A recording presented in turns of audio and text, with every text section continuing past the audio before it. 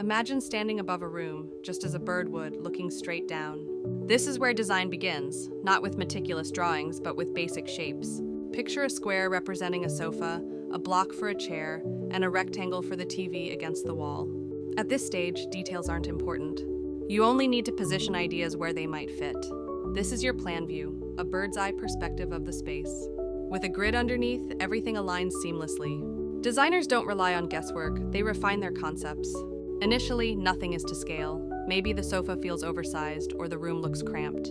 That's when you introduce scale into the equation. If your actual sofa measures 2 meters, on a 1/20th scale, it becomes 200 millimeters on paper. Everything proportionately shrinks. Suddenly it all clicks.